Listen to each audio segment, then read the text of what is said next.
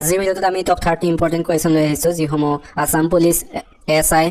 ADR grade 3 grade 4 এইসমূহৰ বাবে অতি প্ৰয়োজনীয় হয় গতিকে এইসমূহ আহি থকা দেখা যায় আগৰ পৰীক্ষাসমূহত গতিকে সকলোৱে ভিডিঅ'টো শেষলৈকে চাব বুলি আশা কৰিলোঁ 2 নম্বৰ কুৱেশ্যন সুধিছে কলাগুৰু বিষ্ণুপ্ৰসাদ ৰাভা কোন বছৰত দেহাৱসান ঘটে কলাগুৰু বিষ্ণুপ্ৰসাদ ৰাভাৰ কোন বছৰত দেহাৱসান ঘটে সুধিছে ইয়াৰ ৰাইট এনসাৰটো হৈছে অপচন এ 1969 চনত 1969 চনত কলাগুৰু বিষ্ণুপ্ৰসাদ ৰাভাৰ দেহাৱসান ঘটে এতিয়া আছে তাৰ পিছত 3 নম্বৰ কুৱেশ্যনটোলৈ 3 নম্বৰ কুৱেশ্যন সুধিছে লাই হাৰাওৱা কোন ৰাজ্যৰ পৰম্পৰাগত নৃত্য লাই হাৰাওৱা কোন ৰাজ্যৰ পৰম্পৰাগত নৃত্য সুধিছে ইয়াৰ ৰাইট এনসাৰটো হৈছে অপচন সি মণিপুৰৰ লোকসকলে লাই হাৰাওৱা নৃত্যটো তেখেতসকলৰ পৰম্পৰাগত নৃত্য এতিয়া আছে তাৰ পিছত 4 নম্বৰ কুৱেশ্যনটোলৈ 4 নম্বৰ কুৱেশ্যন সুধিছে অসমৰ ৰাজধানী দিছপুৰত কোন চনত স্থাপন কৰা হৈছে অসমৰ ৰাজধানী দিছপুৰত কোন চনত স্থাপন কৰা হৈছে সুধিছে ইয়াৰ ৰাইট এনসাৰটো হৈছে অপচন ডি 1973 চনত 1973 চনত অসমৰ ৰাজধানী দিছপুৰত স্থাপন কৰা হৈছিল এতিয়া আছে তাৰ পিছত 5 নম্বৰ কুৱেশ্যনটোলৈ 5 নম্বৰ কুৱেশ্যন সুধিছে কাৰ পৰামৰ্শত ৰাষ্ট্ৰপতি এখন ৰাজ্যৰ ৰাজ্যপাল নিযুক্তি দিয়ে কাৰ পৰামৰ্শত ৰাষ্ট্ৰপতি এখন ৰাজ্যৰ ৰাজ্যপালক নিযুক্তি দিয়ে সুধিছে ইয়াৰ ৰাইট এনসাৰটো হৈছে অপচন বি প্ৰধানমন্ত্ৰীৰ পৰামৰ্শত ৰাষ্ট্ৰপতি এখন ৰাজ্যৰ ৰাজ্যপালক নিযুক্তি দিয়ে এতিয়া আছে তাৰ পিছত 6 নম্বৰ কুৱেশ্যনলৈ 6 নম্বৰ কুৱেশ্যন সুধিছে সংবিধানৰ প্ৰস্তাৱনা কোনে প্ৰস্তুত কৰিছিল সুধিছে ইয়াৰ ৰাইট এনসাৰটো হৈছে অপচন এ জৱাহৰলাল নেহৰুৱে সংবিধানৰ প্ৰস্তাৱনা প্ৰস্তুত কৰিছিল এতিয়া আছে তাৰ পিছত 7 নম্বৰ কুৱেশ্যনলৈ 7 নম্বৰ কুৱেশ্যন সুধিছে বিদ্ৰোহী কবি বুলি কোনজন সাহিত্যিকক জনা যায় সুধিছে ইয়াৰ ৰাইট এনসাৰটো হৈছে অপচন সি প্ৰসন্নলাল চৌধুৰীক বিদ্ৰোহী কবি বুলি জনা যায় তাৰ পিছৰ কুৱেশ্যন সুধিছে সুগন্ধি পকিলাৰ কবি বুলি কোনজন কবিক জনা যায় সুধিছে ইয়াৰ ৰাইট এনসাৰটো হৈছে অপচন এ হীৰেণ ভট্টাচাৰ্যক সুগন্ধি পকিলাৰ কবি বুলি জনা যায় এতিয়া তাৰ পিছত 9 নম্বৰ কুৱেশ্যনলৈ 9 নম্বৰ কুৱেশ্যন সুধিছে তলত দিয়া কোনবিধত ভিটামিন এ পোৱা যায় সুধিছে ইয়াৰ অপচন দিছে অপচন এ মৌ অপচন বি গাজৰ অপচন সি কমলা অপচন ডি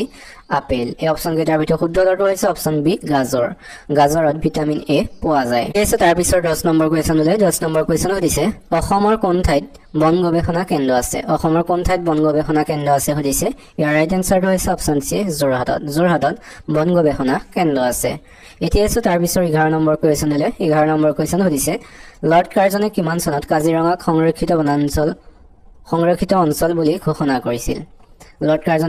কাজিৰঙাক সংৰক্ষিত অঞ্চল বুলি ঘোষণা কৰিছিল সুধিছে ইয়াৰ ৰাইট এনসাৰটো হৈছে অপচন এ 1904 চনত 1904 চনত লৰ্ড কাৰ্জনে কাজিৰঙাক সংৰক্ষিত অঞ্চল বুলি ঘোষণা কৰিছিল এতিয়া তাৰ পিছত 12 নম্বৰ কুৱেশ্যনলৈ 12 নম্বৰ কুৱেশ্যন সুধিছে মিৰ্জুমলাৰ লগত অহা ইতিহাসবিদজনৰ নাম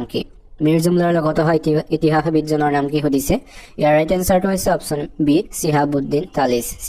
তালিচ হৈছে মিৰ্জুমলাৰ লগত অহা ইতিহাসবিদজনৰ নাম এতিয়া তাৰ পিছত 13 নম্বৰ কুৱেশ্যনলৈ 13 নম্বৰ কুৱেশ্যন সুধিছে অসম দিৱস কেতিয়া পালন কৰা হয় সুধিছে ইয়াৰ ৰাইট এনসাৰটো হৈছে অপচন বি 2 ডিচেম্বৰ তাৰিখে অসম দিৱস পালন কৰা হয় এতিয়া তাৰ পিছত 14 নম্বৰ কুৱেশ্যনলৈ 14 নম্বৰ কুৱেশ্যন সুধিছে কৌৰৱ ৰাজকুমাৰ দুৰ্যোধনৰ লগত বিয়া দিয়া ভগদত্তৰ কন্যাৰ নাম কি আছিল সুধিছে ইয়াৰ ৰাইট এনসাৰটো হৈছে অপচন এ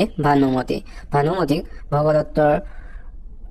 কন্যা হৈ তেখেতক দুৰ্যোধনলৈ বিয়া দিছিল এতিয়া তাৰ পিছত 15 নম্বৰ কুৱেশ্যনলৈ 15 নম্বৰ কুৱেশ্যন সুধিছে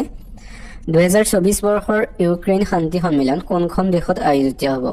2024 চনৰ ইউক্ৰেইন শান্তি সন্মিলন কোনখন দেশত অনুষ্ঠিত হ'ব সুধিছে ইয়াৰ ৰাইট এনসাৰটো হৈছে অপচন সি ছুইজাৰলেণ্ডত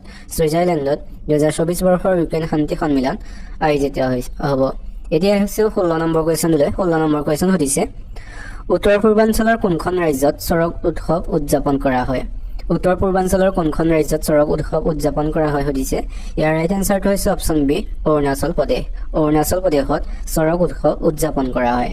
এতিয়া তাৰ পিছত 17 নম্বৰ কুৱেশ্যনলৈ 17 নম্বৰ কুৱেশ্যন সুধিছে অসমৰ বাহিৰত প্ৰকাশ পোৱা প্ৰথম অসমীয়া আলোচনীখনৰ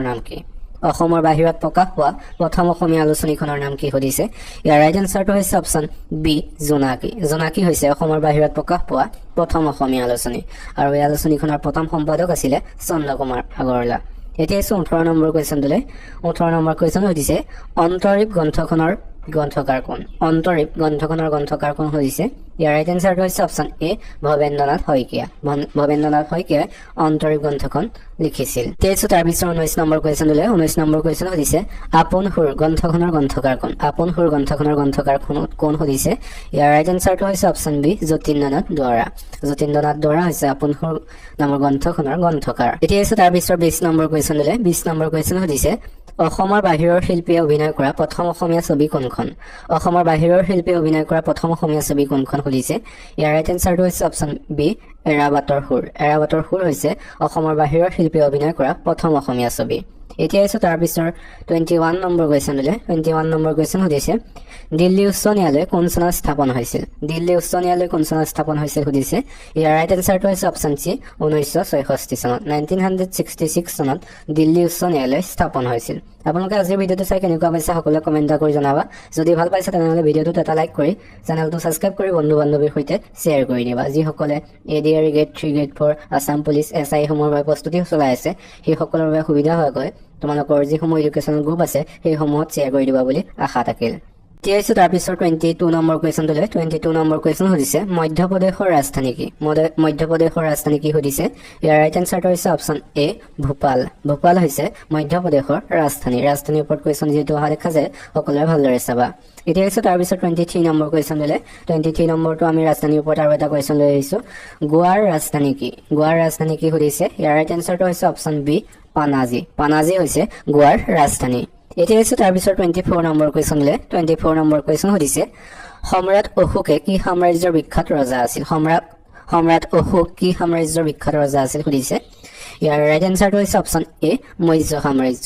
সাম্ৰাজ্যৰ বিখ্যাত ৰজা আছিল অশোক এতিয়া হৈছে তাৰ পিছত 25 নম্বৰ কুৱেশ্যনটোলৈ 25 নম্বৰ কুৱেশ্যন সুধিছে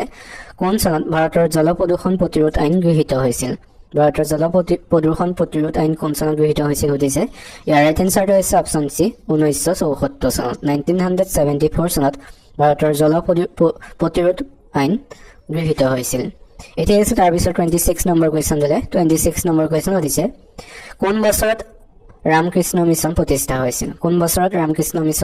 হৈছিল সুধিছে ইয়াৰ ৰাইট এনসাৰটো হৈছে অপশ্যন এ 1897 চনত ৰামকৃষ্ণ মিছন প্ৰতিষ্ঠা হৈছিল এতিয়া আছে তাৰ পিছত 27 নম্বৰ কুৱেশ্যনটোলৈ 27 নম্বৰ কুৱেশ্যন সুধিছে অসমৰ কোনটো অংশত বৰষুণৰ পৰিমাণ অতি কম সুধিছে ইয়াৰ ৰাইট এনসাৰটো হৈছে অপশ্যন বি লামডিঙত বৰষুণৰ পৰিমাণ অতি কম এতিয়া আছে তাৰ পিছত 28 নম্বৰ কুৱেশ্যনটোলৈ 28 নম্বৰ কুৱেশ্যন সুধিছে মেঘমোহন ৰেখাই তলৰ কোন দুখন দেশক ভাগ কৰে সুধিছে ইয়াৰ ৰাইট এনসাৰটো হৈছে অপশ্যন এ ভাৰত আৰু চীনক